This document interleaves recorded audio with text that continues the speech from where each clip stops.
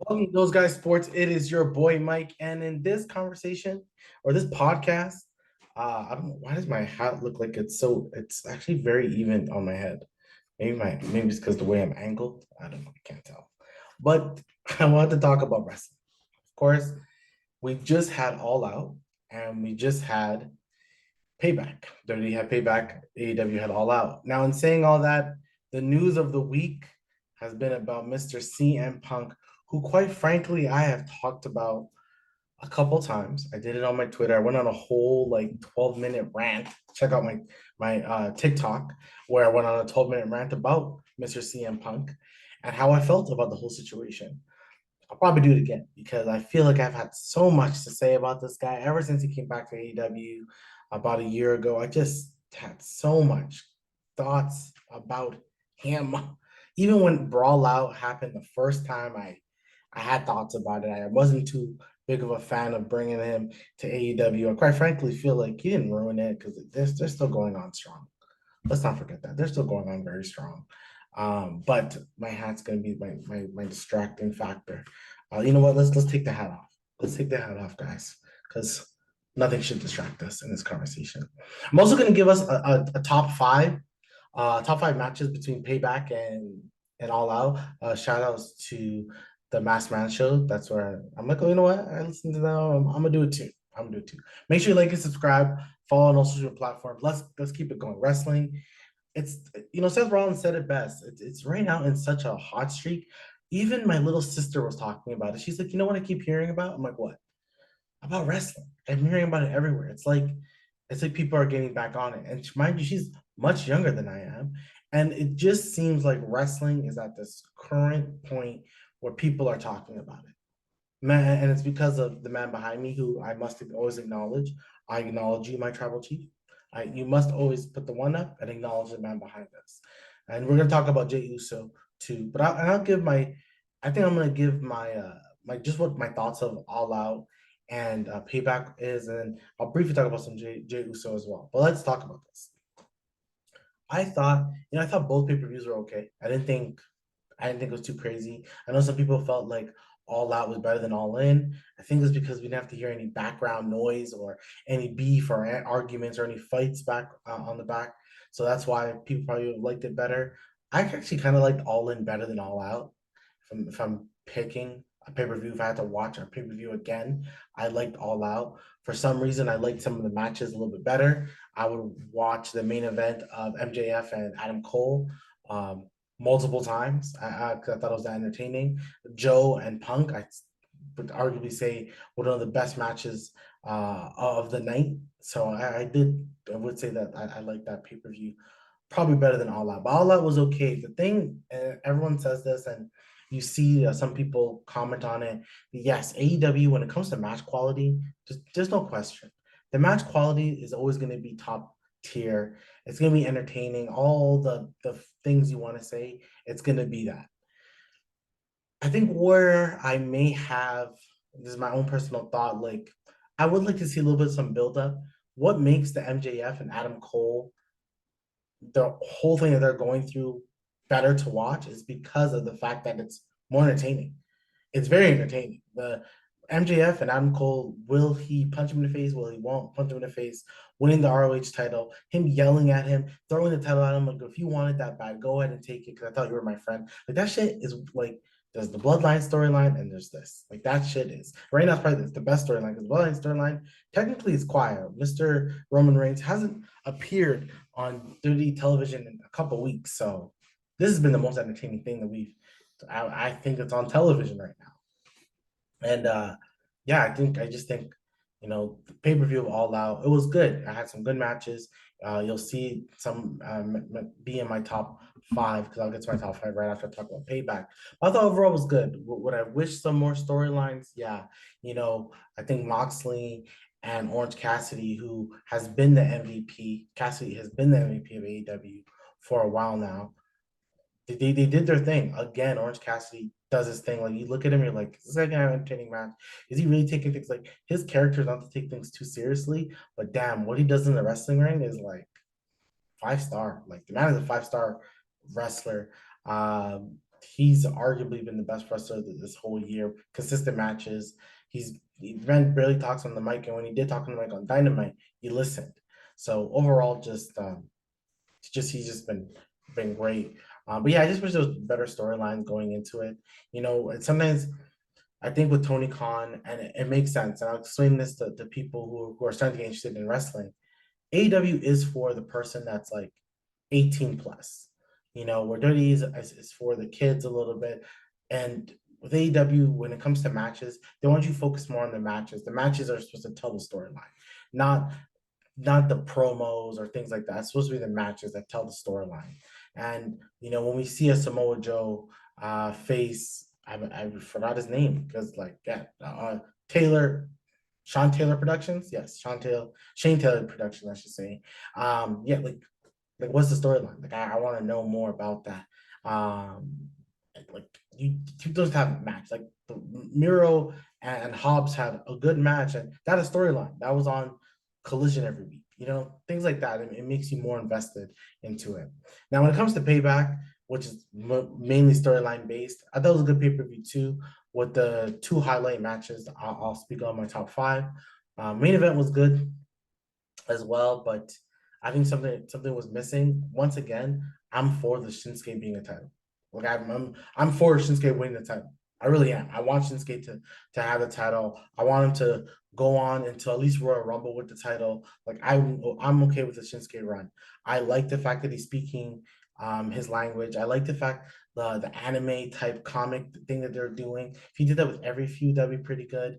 I'm all in. I'm all in for that, and I'm so all in. Like I'm okay with Damian Priest holding that title until honestly, like the way I see it, this is such early fantasy booking. Let's if I fantasy booked it, I'll give Shinsuke the title the next time him and Roman and Rollins face, which I believe they're facing again. Rollins is just a better guy with chasing the title. I think he goes in to a mini Royal Rumble. He loses to the thing is you see Drew McIntyre is right there, and Drew McIntyre like wants to be a heel. So I really think like it's gonna be Drew who beats him, or Drew's gonna or what's his name, Damian Priest is gonna cash it, become a face, and then Drew McIntyre is gonna hit him, challenge him, and then Damian Priest is gonna lose. I kind of see something like that happening. I just know that at WrestleMania, like Drew McIntyre should be in the title picture. Like he should be the guy. If not him, Bobby Lashley and SmackDown. One of those two guys should be. I don't know who should the title holder be, but it should be one of those guys.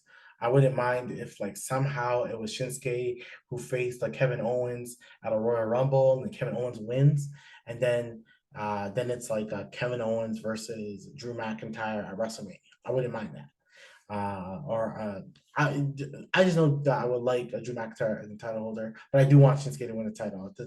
It sucks when the man behind me is holding the title for so long.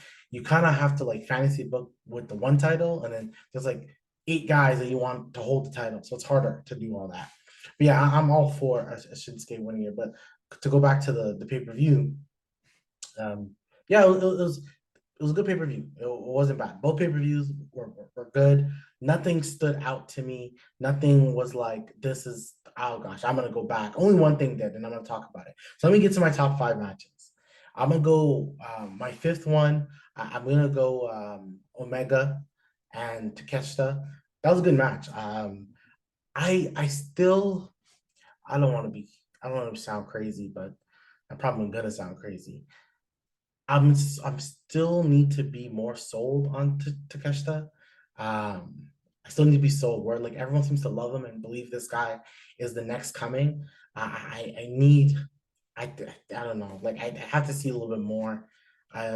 Maybe I need to rewatch the match or need to see this guy face different people. But the way people talk about him, I want to be more sold, and I don't feel like I'm as sold as I want to be, and that hurts me because I want to be more sold.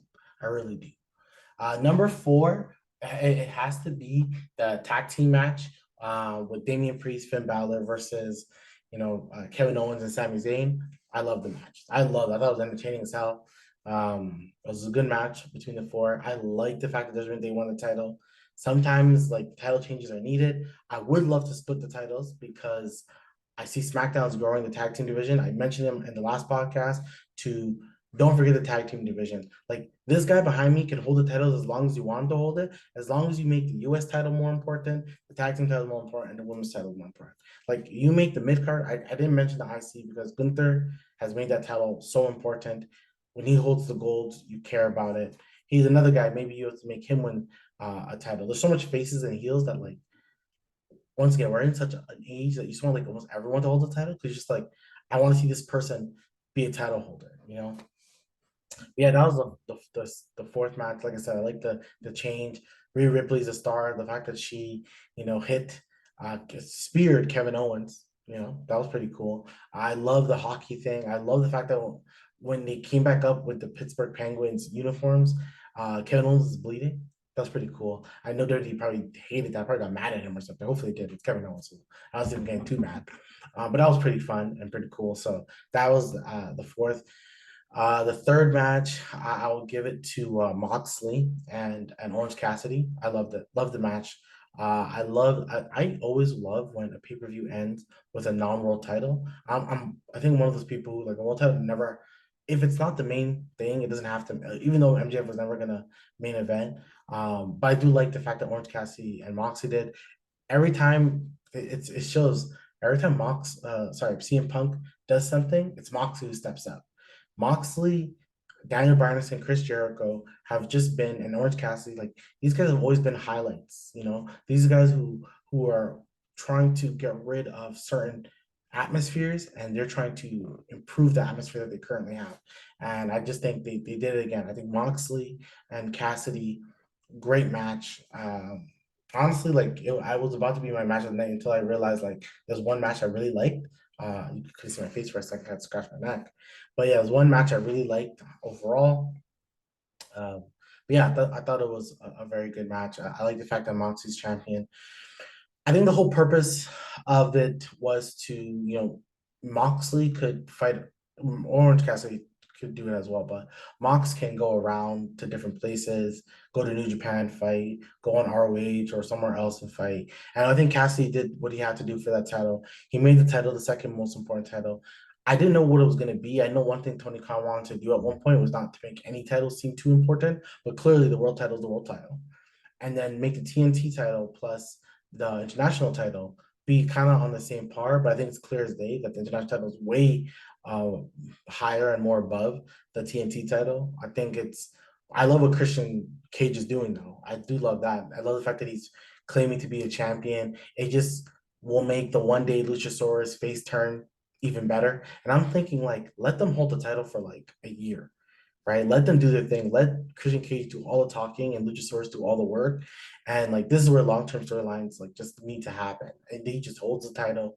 And one day Luchasaurus should want to hold the title and then he should just get mad at him. This is just like I'm telling you, guys, my brain just fantasy books and I just kind of go too far, but that's just my thought process at the current moment of it. But yeah, I like that match. Number two, my favorite match of All Out was Starks and Daniel Bryan.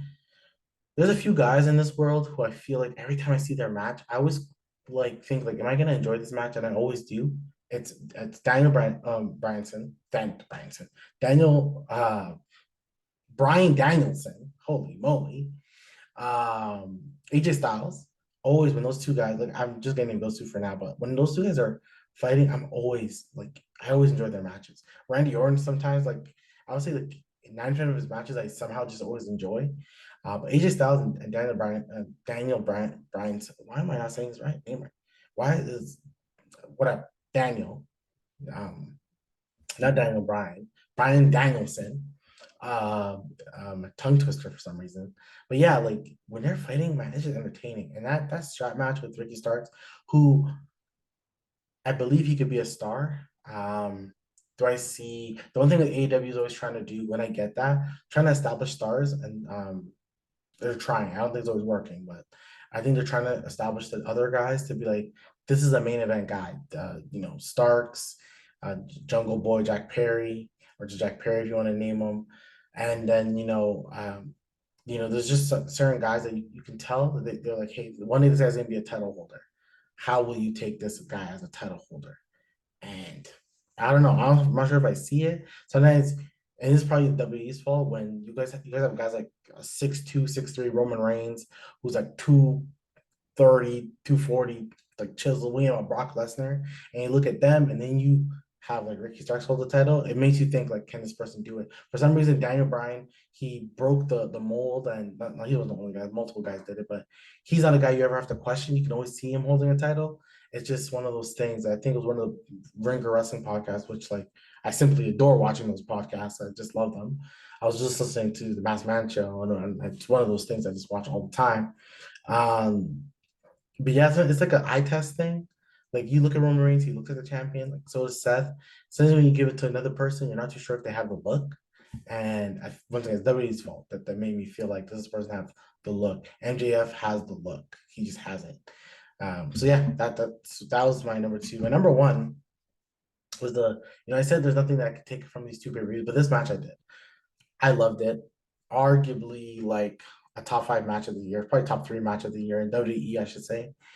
And that was Becky Lynch and Trish Stratus. I believe this match gets spoken about a lot more. It was. I'm probably like.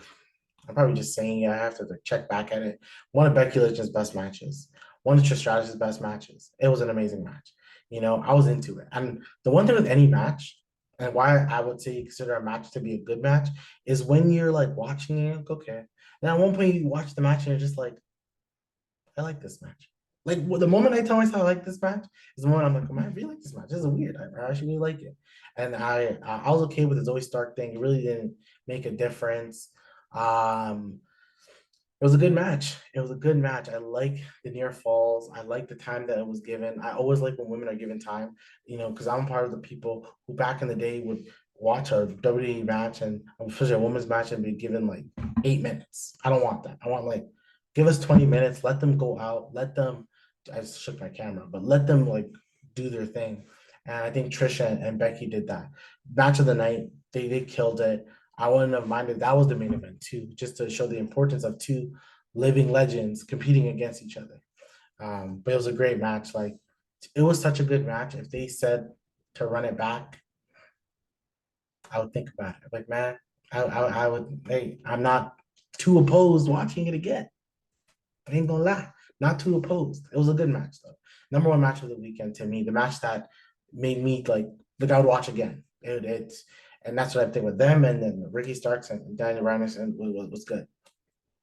Uh, both matches good. I really like that, and I love the fact that a women's match was the match that I walked out of this weekend of multiple wrestling and said that was the match that I would watch again. And shouts out to them. Shouts out to Trish. I keep saying Trish needs to be looked at like a legend. The same way when guys like of course John Cena is in now or Edge or any legend comes, Trish should be treated the same way. She shouldn't fight on Raw too much. She should be a pay-per-view person.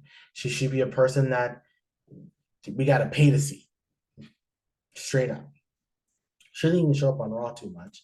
Um, she's a person that after I think she's going to WrestleMania. I think Rhea Ripley is going to WrestleMania with the title because I'm not sure if there's anyone besides like Shayna, Becky, and I think Liv Morgan. Those three are the top three that can. Raquel's not there yet. I do kind of see it. I wish she was there, but she's not there yet. I think she needs a little bit more momentum, a little bit more matches.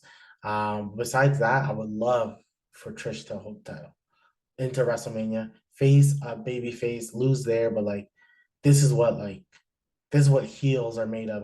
I'm not sure if I was a big fan of her Zoe Stark breaking up. I hope that they can come back together and start a faction again. Heck, I'm doing this on Tuesday. Zoe and Shayna gave each other some daps, so maybe Trish is like, you guys could be my enforcements, but really it's Shayna and Zoe that are the real ones, and then maybe Trish wins the title accidentally, holds the title, where those two ladies are just looking at her like it's our turn now. I don't know, something like that. Like you can just I fantasy book all the time.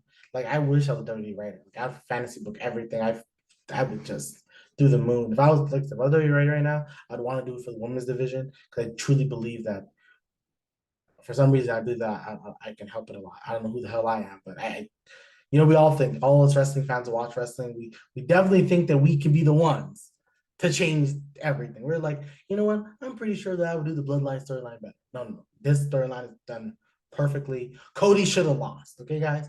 Cody should have lost. Now the next thing I'll talk about. So Jey Uso is now on Monday Night Raw. Someone has to be traded. Everyone's saying it's going to be Cody Rhodes. It's going to be Cody Rhodes.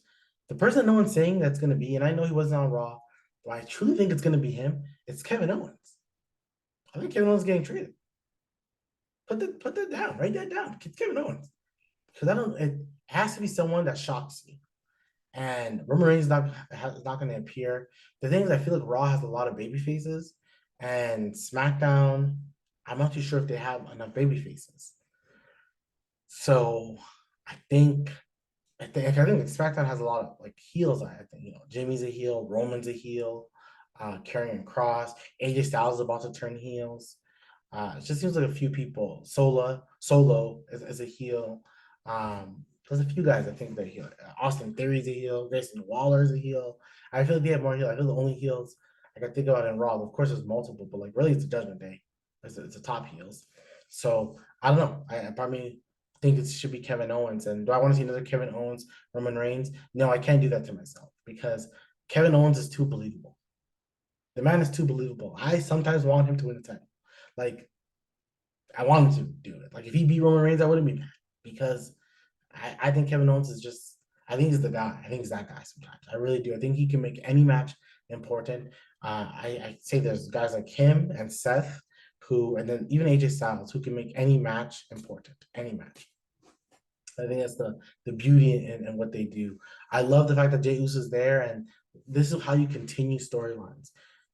Sami Zayn is the one who spoke to him. He's like, "Hey, like I'm glad you're back. I'm glad you made the right decision. I don't hate you. I think you made the right decision."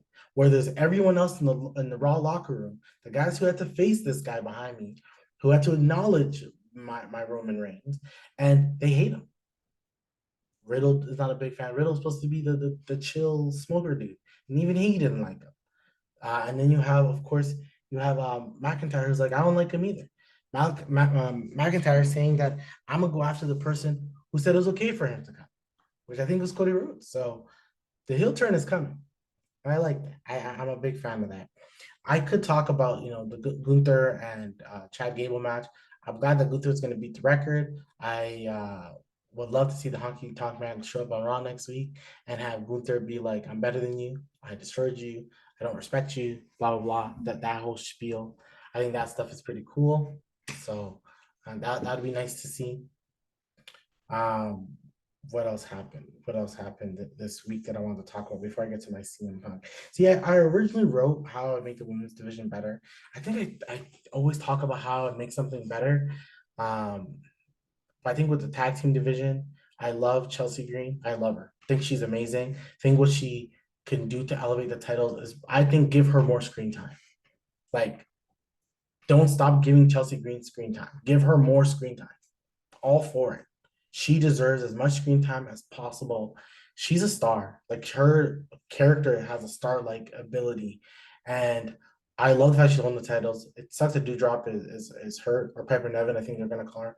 But like, I love it. I think she, from what I hear, she'll be fine. And even if she's not fine, you almost can continue the storyline to where like no one wants to be a tag team partner with her. But I think you got to give her some wins. I think you got to give her some. You got to continue it. Once again, call Trish, bring Trish up, and be like, "Hey, I'll find you a good tag team partner. Here's Zoe Starks. You continue them, and then she has tag team titles behind her, and then she almost becomes like the female Roman Reigns for Stratus. So I always think that. So if you ask me how I build it, I build through Trish being an ultimate heel, Rhea Ripley still being dominant, and SmackDown, Io Sky, the Damage Control still being dominant. But eventually, you got to give me the Io and Bayley. I want to see Bayley hold the title again. It seems like Bayley's playing more of the manager role, and I would see Bayley like get some more action. I think Bianca and Charlotte are the two people you don't need to put a title on them anymore. Not anymore, but right now, you can literally do a slow build. Bianca doesn't have to show up until Royal Rumble. Have Charlotte eliminate her at WrestleMania 40. Charlotte and Bianca, and that's it. As much as I think it looks like the roads is going to be more Rhea versus Bianca, which that's Austin and Rock. That's Roman Reigns and Seth. That's Cena and Randy Orton. That's your two people. That's your two futures. That's the two people who are going to main event multiple WrestleManias. So I can see why you do it. That's why I always said my WrestleMania 41 main event night one is Bianca and Rhea. That's what I would have put WrestleMania 41. And then the male version of it is going to be Montez Ford versus Austin Theory. You go future. Or this is too early, but one of the Creed brothers, he's a star. Yeah, he's a star. Yeah, the tall one, the tall one's a star. I don't know I forgot his name, but my boy's a star. My boy, that Creed brother right there, that 6'4", that's 6'4" right there, 6'5". Oh, he's a star. He is a star. He is a star. I think if Vince McMahon saw him again, he'd be like, "Why is this guy not main eventing WrestleMania?" This guy is like, yeah, he's a star, and he's like a babyface star. Like he's not a heel; he's a babyface star, easily. But yeah, that's what I would make Trish a center point. I'd make Trish hold the title to WrestleMania. Oscar, I would almost do like you know Oscar and Io at WrestleMania while you have Bianca and Charlotte. Then you can have Becky and somebody else. Like Becky's a star within herself.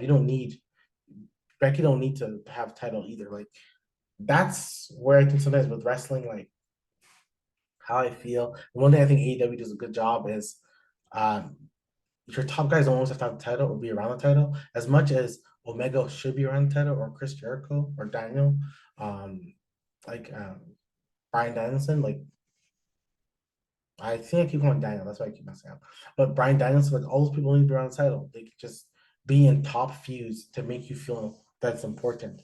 And I think that's possible for all these people. I think the women's division is a lot of potential, a lot of potential in the women's division. So I just think at WrestleMania, you can almost have like 6 women's matches, right? If you're asking me, I don't even know if this person is like ready for it, but I would do a Trish holding the title versus either like Liv Morgan, or you go Zoe Stark. Then you go the other side of Io versus Asuka. And then you go Rhea versus maybe Rhea versus Becky. Then you go Charlotte versus Bianca. I just gave you 4 matches. Then you can have a tag team match.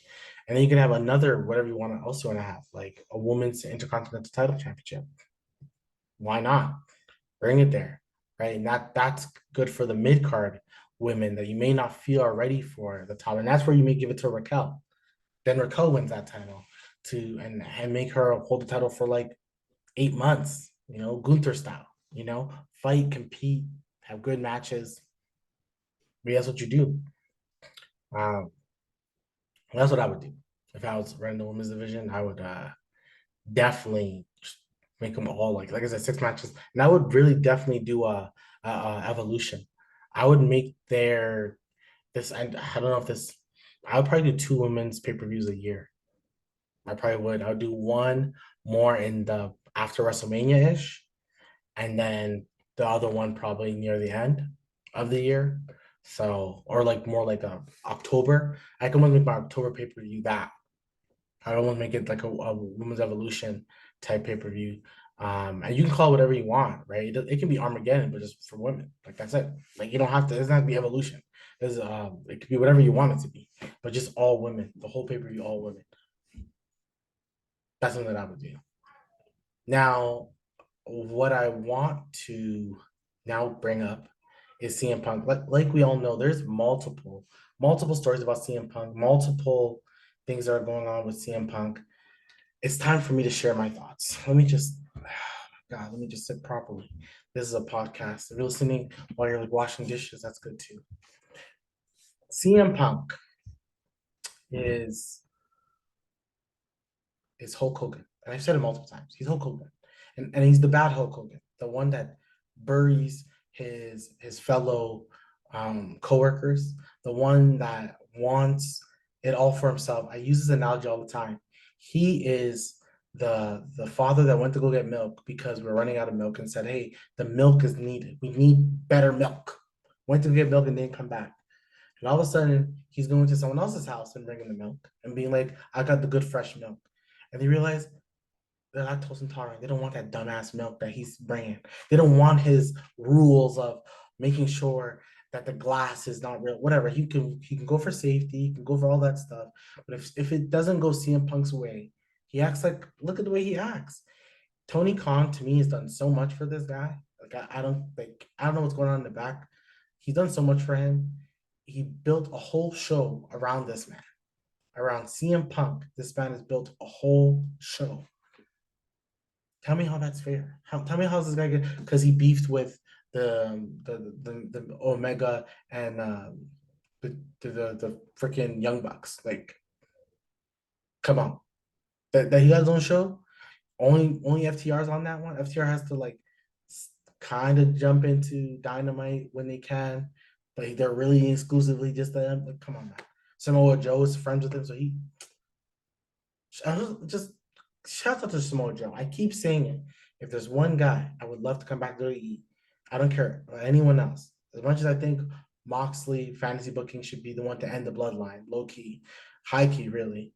No, Samoa Joe's the one I miss the most. He's the one. He's another person. Every match I watch, I like, and he makes everything seem so much more intense. He just hasn't.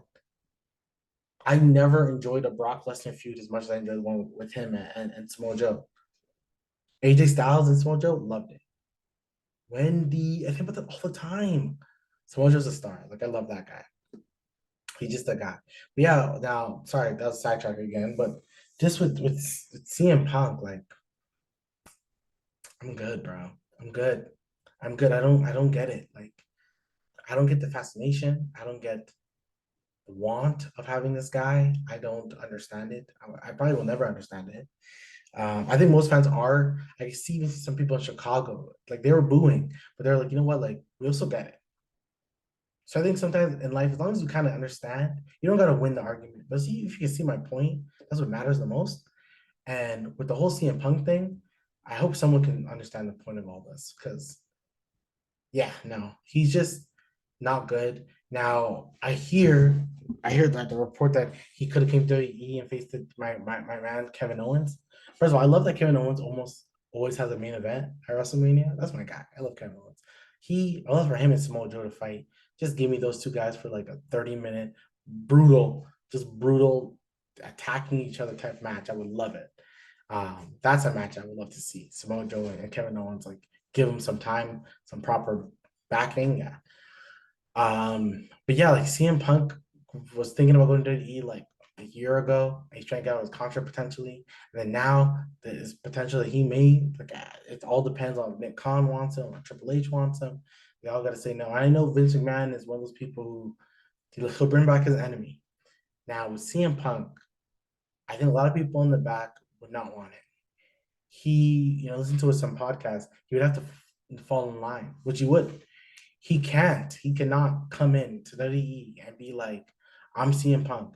Everyone's gonna be like, who are you? You think he's gonna have a higher card than Bianca Belair? No. Charlotte Flair? No. Becky? No. Seth? No. Judgment Day? No. Sami Zayn, Kevin Owens? No. Definitely not the guy behind me. Not Jimmy and Jay. So who CM Punk comes to the heck, man. You just like and you just if we lose Edge, you just knew Edge. I love Edge. I want Edge to stay. I was listening to the same Mass Man podcast and they brought up the Edge and John Cena. It's not bad. I always feel like there's always a real rivalry. Like, yeah, I would say like Hogan's rival was never Savage. It was just always those two. It was never Savage. It was only whatever bad guy was at the time. Austin Rock, I would say they're each other's main feud, but Cena was never. It's never Randy Orton. His main feud is always Edge, number one. Always, if you just paid attention, it's always been Edge. Best matches are with Edge. Like best feud is with Edge. Like it's always been with Edge. Randy Orton's best feud probably with Undertaker.